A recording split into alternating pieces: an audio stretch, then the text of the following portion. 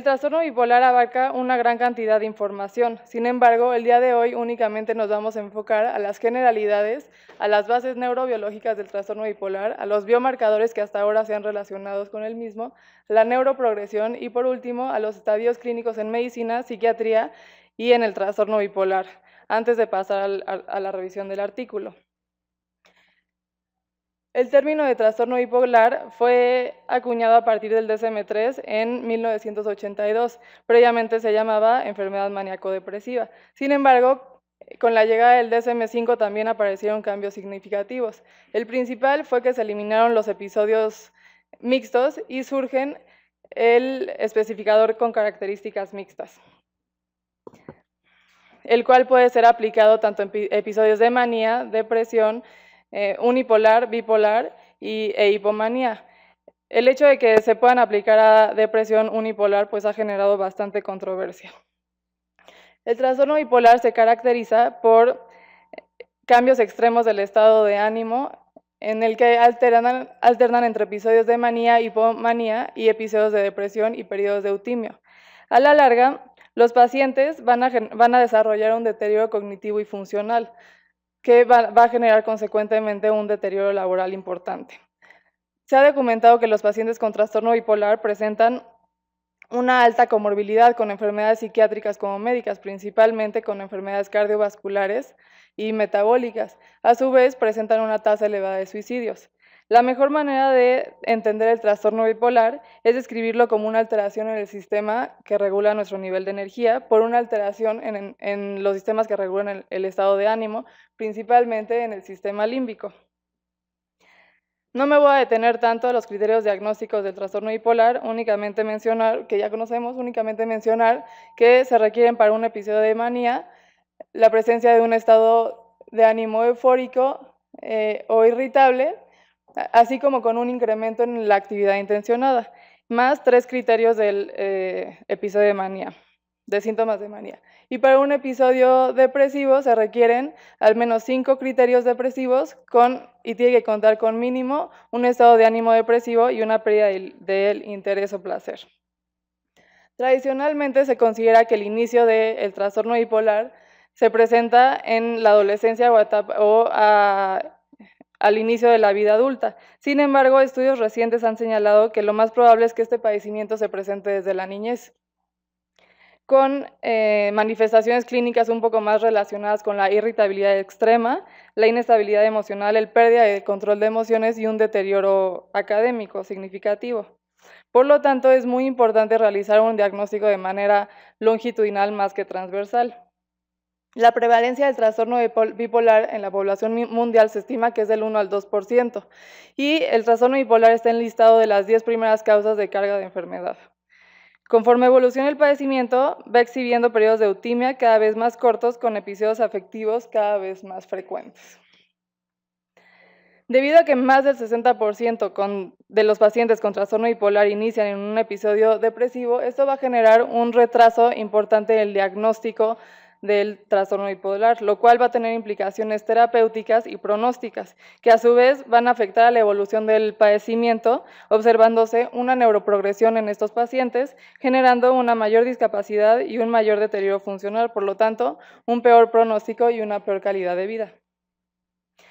De acuerdo a las características clínicas del trastorno bipolar, los modelos neurobiológicos deben describir una alteración dinámica de los sistemas cognitivos y del sistema emocional. La corteza prefrontal es una estructura muy compleja que los humanos se distinguen por un desarrollo extremo prefrontal que va a subyacer a los comportamientos emocionales que distinguen nuestras interacciones humanas. Los estados emocionales son modulados por las vías originadas en la corteza prefrontal.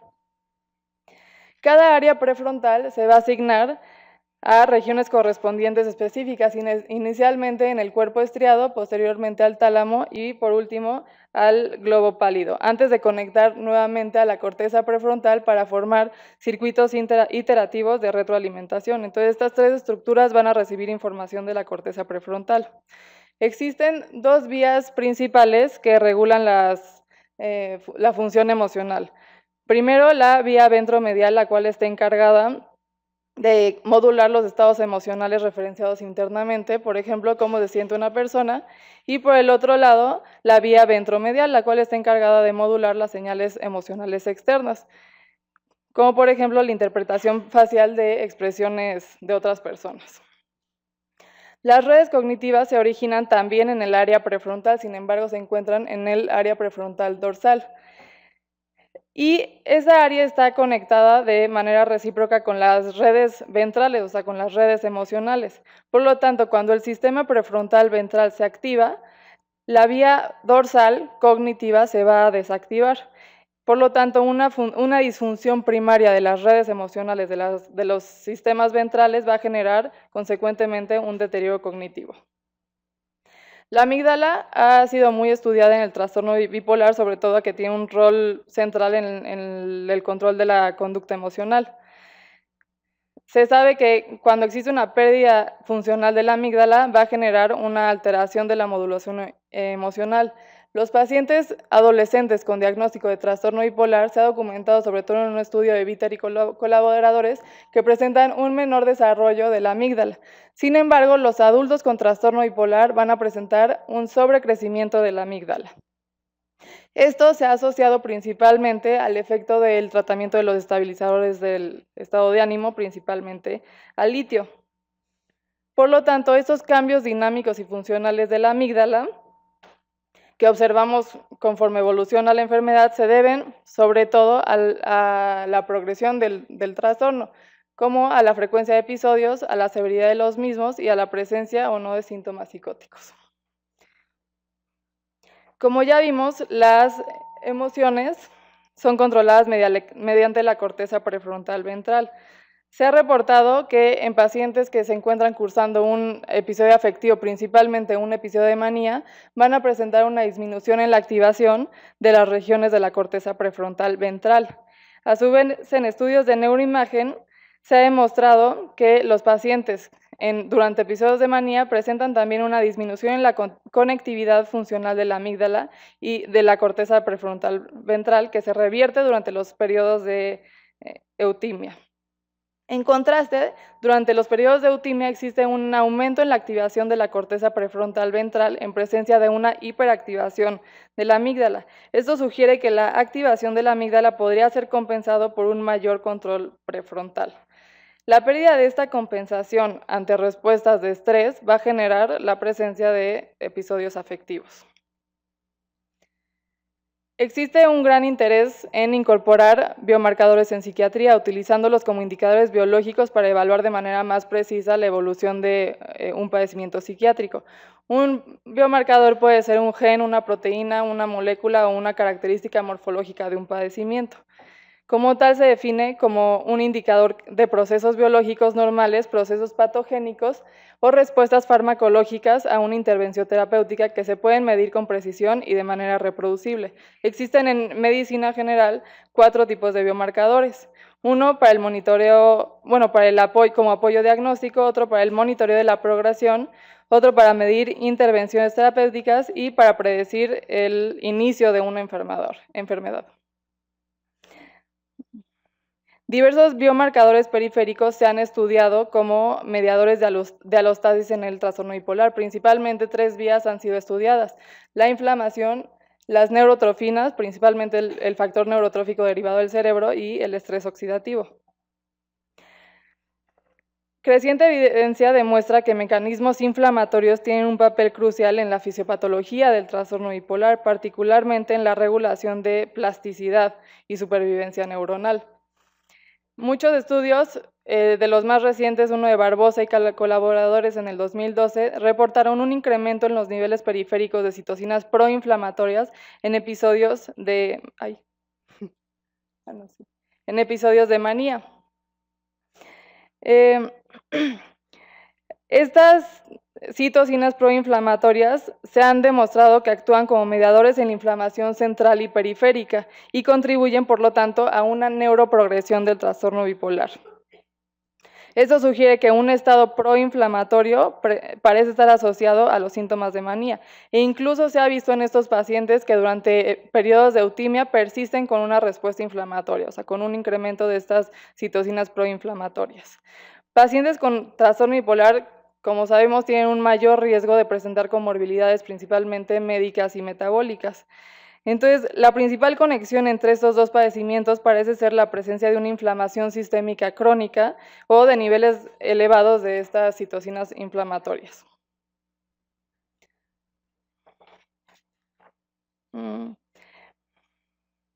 Las neurotrofinas son proteínas que están implicadas principalmente en el desarrollo, la plasticidad, la supervivencia y la conectividad neuronal. Diversos estudios han reportado que los niveles periféricos de BDNF se encuentran disminuidos significativamente durante episodios de depresión y manía, e incluso persisten disminuidos en pacientes que se encuentran en etapas avanzadas del trastorno bipolar, incluso cuando se encuentran en periodos de eutimia. Así, se ha determinado que los niveles bajos periféricos de BDNF se asocian con la edad, una mayor edad, con la duración de la enfermedad y estadios avanzados del trastorno bipolar. Con esto contribuye a la hipótesis del trastorno bipolar como un padecimiento neuroprogresivo. El estrés oxidativo se produce por un desequilibrio entre la formación y destrucción de especies reactivas al oxígeno. Existe una disminución de antioxidantes y un aumento de prooxidantes. Muchos cambios en el envejecimiento y en enfermedades crónico-degenerativas como Parkinson, Alzheimer o enfermedades metabólicas como aterosclerosis o enfermedades cardiovasculares se deben a la presencia de estrés oxidativo. Y la presencia de estrés oxidativo va a afectar componentes celulares, generando un daño principalmente en lípidos, proteínas, receptores, enzimas, carbohidratos y DNA. El sistema nervioso central es particularmente vulnerable al daño del estrés oxidativo debido al alto consumo de oxígeno. Existen dos maneras principales para medir la presencia de estrés oxidativo. La primera es mediante la medida de grupos carbonilos de las proteínas, por sus siglas PCC, y el segundo, mediante la medición sérica de los niveles de sustancias reactivas a ácido tiobarbitúrico, por sus siglas TBARS. Se ha reportado que los pacientes con trastorno bipolar tienen alteraciones significativas en enzimas antioxidantes, en la peroxidación lipídica y en medida por TBARS y en los niveles de óxido nítrico. Principalmente estas tres sustancias se encuentran incrementadas de manera significativa en pacientes con trastorno bipolar. Por lo tanto, se sabe que, y en episodios de manía. Por lo tanto, se sabe que los episodios de manía contribuyen a una neurotoxicidad a través de la producción de estrés oxidativo. El término de neuroprogresión está siendo cada vez más estudiado en el trastorno bipolar. Es un proceso multifactorial que lleva a la pérdida de la capacidad celular de recuperarse y puede incluir alteraciones en el sistema dopaminérgico, a la producción de estrés oxidativo, a un incremento de sistemas inflamatorios, a una disfunción mitocondrial. Entonces, como vemos, incluso alteraciones de neurotrofinas, principalmente de factor neurotrófico derivado del cerebro. Como vemos, es un proceso multifactorial y de acuerdo a los cambios en las vías de inflamación, estrés oxidativo y disfunción autonómica que vemos en la neuroprogresión, Kapczynski y colaboradores propusieron que estos factores llevan a una carga alostática. La neuroprogresión se refiere a una reorganización patológica del cerebro que tiene lugar con la progresión de enfermedades mentales severas.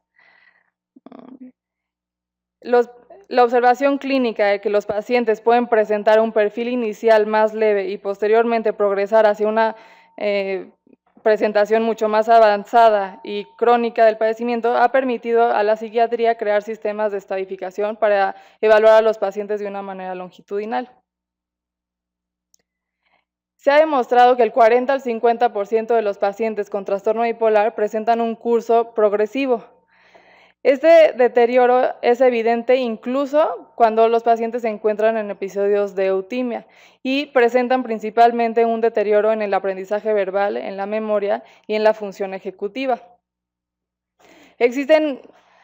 Uno de los problemas para interpretar el funcionamiento neurocognitivo en pacientes con trastorno bipolar son las variables confusoras que influyen en la neuroprogresión, como las comorbilidades médicas y psiquiátricas, el apego a los medicamentos, el subtipo del padecimiento, la edad de inicio, la comorbilidad con trastorno de uso de sustancias y la presencia de síntomas psicóticos. Principalmente la presencia de síntomas psicóticos durante los episodios afectivos se ha relacionado a un deterioro cognitivo mucho mayor.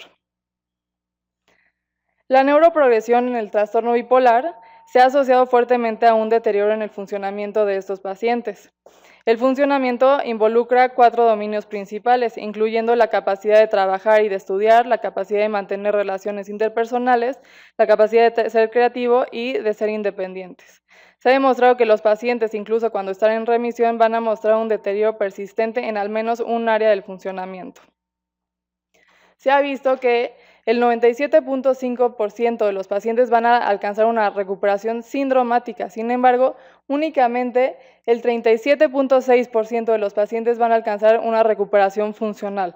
Por lo tanto, es un área que debe ser muy estudiada en el trastorno bipolar para implementar medidas terapéuticas tempranas y evitar el deterioro observado en estos pacientes. Un sistema de estadificación es una herramienta heurística diseñada con la intención de identificar en dónde se encuentra un determinado individuo en un padecimiento, progresivo o crónico. Los modelos de estadio se usan de manera rutinaria en psiquiatría, principalmente en enfermedades crónicas o progresivas como artritis, diabetes o cáncer, y van a describir enlaces entre biomarcadores, fenotipos clínicos y extensión de enfermedad. El concepto de estadificación va a permitir diferenciar entre fenómenos tempranos más leves de aquellos más crónicos o progresivos y así implementar un enfoque personalizado para la planeación terapéutica. Se sabe que el trastorno bipolar tiene una tendencia a la recurrencia importante, un incremento en la frecuencia de episodios conforme evoluciona la enfermedad y la presencia de síntomas subsindrómicos interepisódicos. Estos 3 factores, entre otros, van a contribuir a una disminución en el funcionamiento cognitivo y psicosocial. Por lo tanto, esto subraya la necesidad de una intervención mucho más temprana, de identificar los factores de riesgo y los síntomas prodrómicos, así como realizar un diagnóstico correcto desde etapas iniciales. Dentro de todos los pacientes con diagnóstico de trastorno bipolar, existe una gran heterogeneidad clínica en estos pacientes. Principalmente los pacientes van a presentar diferentes respuestas al tratamiento, diferentes gravedades de sintomatologías. Algunos van a presentar deterioro cognitivo o funcional, como ya vimos, alrededor del 40 al 50% de los pacientes. Pueden o no tener antecedentes familiares, heredofamiliares con trastornos afectivos, van a tener diferencias en las comorbilidades médicas y psiquiátricas y aparte diferentes antecedentes de eventos traumáticos. Aunque de manera transversal los síndromes clínicos de manía, hipomanía y depresión tienen similitudes, de manera longitudinal se hacen es cuando podemos ver estas diferencias. Entonces, al no tomar en cuenta esta heterogeneidad clínica en los pacientes, nosotros estamos más bien unificando a todos los pacientes y clasificándolos en trastorno bipolar tipo 1 y tipo 2 o no especificado. Sin embargo, al evaluarlos de manera longitudinal, podríamos hacer más aparentes estas diferencias individuales y así entender por qué cada paciente está teniendo una respuesta al tratamiento diferente y un pronóstico diferente. A partir de todos estos antecedentes, los autores consideraron la posible relación de diversas variables clínicas y funcionales que pueden ayudar a definir la neuroprogresión del trastorno bipolar para establecer una clasificación de acuerdo a modelos de estadiaje, así como encontrar una correlación con biomarcadores específicos, los cuales están implicados en las vías neurobiológicas del trastorno bipolar. y realizaron el estudio de estadios en el trastorno bipolar y sus correlaciones clínicas, bioquímicas y funcionales. Es un estudio realizado por Grande y colaboradores, publicado en el 2014 en la revista Acta Psiquiátrica Escandinávica, la cual tiene un factor de impacto de 5.6. Aprovecharon una base de datos de corte histórica, sin embargo, es un estudio observacional, analítico y transversal. Todos los procedimientos fueron aprobados por el Comité de Investigación y Ética del Hospital Clínicas de Porto Alegre en Brasil. El modelo de estadios va a considerar todas las características especiales de los pacientes con trastorno bipolar y por lo tanto va a trazar una ruta para definir el pronóstico y el tratamiento. De acuerdo a la hipótesis del estudio, los autores determinaron dos objetivos principales. El primero, determinar si las variables clínicas podrían ser útiles para clasificar pacientes en diferentes clústeres de acuerdo a un estadio. Y el segundo objetivo, determinar la asociación entre biomarcadores relacionados con inflamación, neurotrofinas y estrés oxidativo con estadios clínicos propuestos como validadores biológicos. El estudio se realizó en el Hospital Clínicas de Porto Alegre en Brasil y los pacientes se reclutaron desde el año 2009 hasta el año 2011. Los criterios de inclusión fueron pacientes con diagnóstico de trastorno bipolar de 18 a 65 años con una N de 115, que estuvieran en ausencia de un episodio agudo durante el mes previo a la evaluación y posteriormente reclutaron pacientes sanos, familiares sanos de los pacientes con trastorno bipolar, con una N de 25.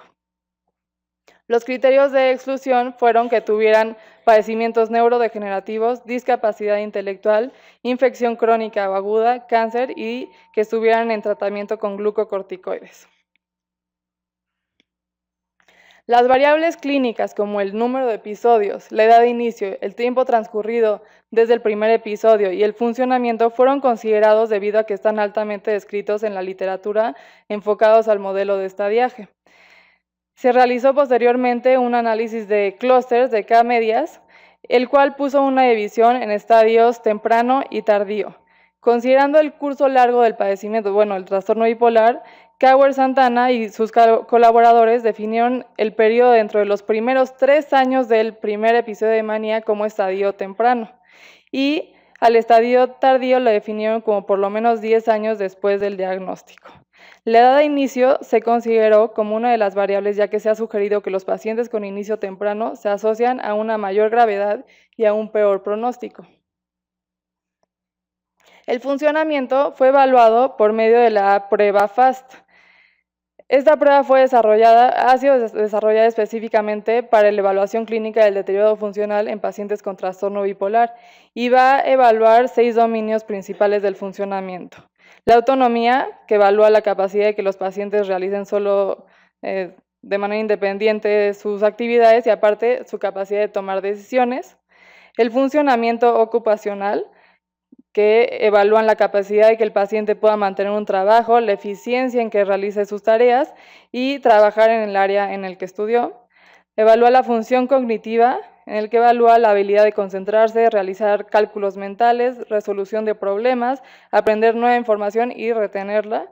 Los problemas financieros, que evalúa la capacidad de manejar sus finanzas y de gastar de manera balanceada. Las relaciones interpersonales con familiares, amigos y de pareja, y a su vez el tiempo de ocio, que evalúa principalmente la capacidad de realizar actividad física y alguna actividad que encuentren placenteras. Cada dominio se va a calificar en una escala del 0 al 3, 0 sin dificultad y 3 con dificultad severa para llevar a cabo estas actividades. Por lo tanto, entre mayor sea el resultado, peor va a ser el funcionamiento. La elección de los biomarcadores se llevó a cabo de acuerdo a las vías descritas en la neuroprogresión del trastorno bipolar, en que juegan un papel muy importante la inflamación, el estrés oxidativo y las neurotrofinas. La inflamación, el sistema de inflamación se midió mediante los niveles de interleucina 2, 4, 6, 10, 17A, interferón alfa, por medio de citometría de flujo. El estrés oxidativo se midió mediante los niveles de PCC y de peroxidación de lípidos por T-bars. Y aparte se midieron los niveles periféricos de BDNF por medio de ELISA. Esta tabla es demuestra las características de los pacientes con trastorno bipolar y sus familiares de primer grado. El grupo de pacientes y el grupo de familiares de primer grado no diferían en edad, género, estado civil y ocupación. El primer resultado que vemos aquí es que se encontraron un deterioro significativo en la evolución funcional de los pacientes con trastorno bipolar en comparación con los familiares de primer grado, con una P estadísticamente significativa de 0.0001.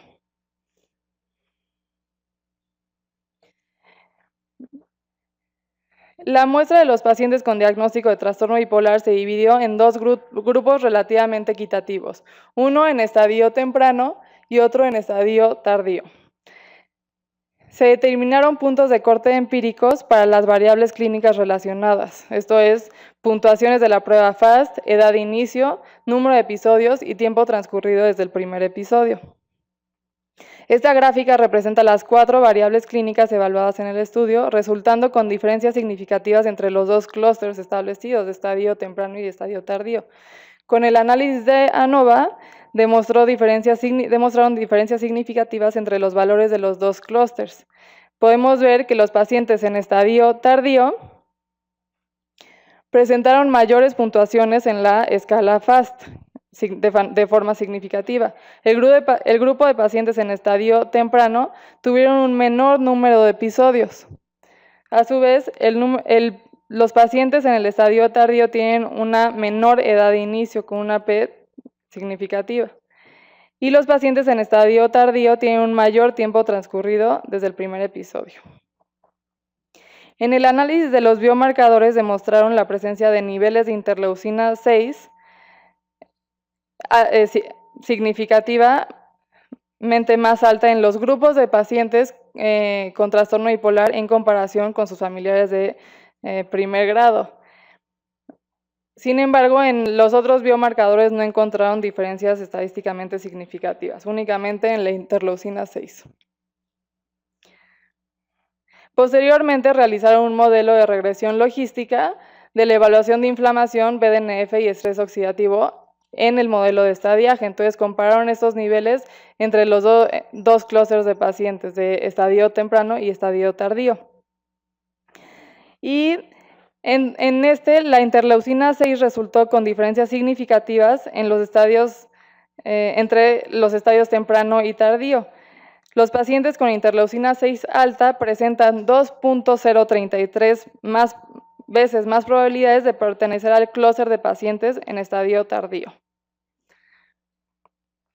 Entonces, el presente estudio apoya la distinción entre dos clústeres en pacientes con trastorno bipolar, estadio temprano y estadio tardío. Los pacientes en estadio tardío del padecimiento presentan un mayor número de episodios, mayor correlación clínica de un padecimiento grave en términos de funcionamiento, tienen un peor funcionamiento, un mayor estado inflamatorio determinado por niveles incrementados de interleucina 6. Los autores concluyen que el abogar por un modelo de estadios en el trastorno bipolar podría agrupar a los pacientes de acuerdo a puntos de corte cuantitativos de variables clínicas comunes. El definir una correlación bioquímica es el siguiente paso para establecer un modelo de estadificación en el trastorno bipolar. La implementación de una clasificación válida en el trastorno bipolar podría facilitar la identificación de dianas terapéuticas sensibles al tiempo. Y el modelo de estadio subraya intervenciones específicas y sus posibilidades de modificar el curso del padecimiento mediante la prevención de la progresión hacia un patrón maligno y resistente al tratamiento.